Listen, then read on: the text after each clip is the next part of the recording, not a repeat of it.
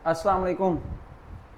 हमने इससे पहले passive voice, present indefinite, past indefinite और फ्यूचर इंडेफिनेट का कंपैरेटिवली किया था। उसके बाद अब हम करते हैं प्रेजेंट कंटिन्यूस और पास्ट कंटिन्यूस का पैसिव वॉइस। ठीक है, स्ट्रक्चर आपको पहले से ही पता है कि सब्जेक्ट ऑब्जेक्ट में जाता है, ऑब्जेक्ट सब्जेक्ट की जगह ले जाता होता है। ठीक है, उसके बाद आपका हेल्पिंग वर्ब आता होता है, हेल्पिंग वर्ब के बाद थर्ड फॉर्म ऑफ वर्ब आती होती है, थर्ड फॉर्म ऑफ वर्ब के बाद बाय आता होता है और उसके बाद आपका ऑब्जेक्ट आता होता है जो कि सब्जेक्ट से ऑब्जेक्ट में चेंज होता होता है। तो हम देखते हैं सबसे पहले आपके पास क्या है जी। हमारे पास प्रेजेंट कंटिन्यूस, उसके हेल्पिंग वर्ब हमारे पास कौन से हैं? Helping verb is being, am being और आर बीइंग मौजूद है। स्ट्रक्चर हमारे पास क्या है?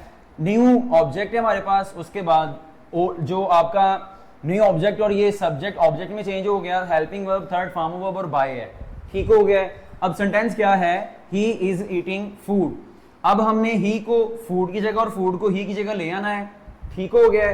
तो हमारा क्या बना? हमारा बना food is being eaten by him. ठीक है जी, ही चेंज इनटू हिम।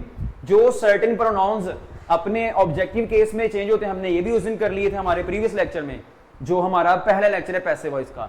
ठीक है जी, food is not being eaten by him, is food being eaten by him, ये हमारा यहां तक पैसिव वॉइस का बन जाएगा। ठीक है, उसके बाद हमारा इस तरह से पास्ट का है, उसमें वाज बीइंग और वर बीइंग हेल्पिंग वर्ब्स हैं। He was eating food, food was being eaten by him, ये भी आपका सेम इस तरह से चेंज होगा। उसके बाद was food being eaten by him, last में interrogative sign, food was not being eaten by him. होना क्या है हमेशा? सब्जेक्ट आपका ऑब्जेक्ट में, ऑब्जेक्ट सब्जेक्ट में, उसके बाद वाज के साथ बीइंग आएगा, उसके बाद थर्ड फॉर्म ऑफ वर्ब, फिर बाय और उसके बाद ऑब्जेक्ट।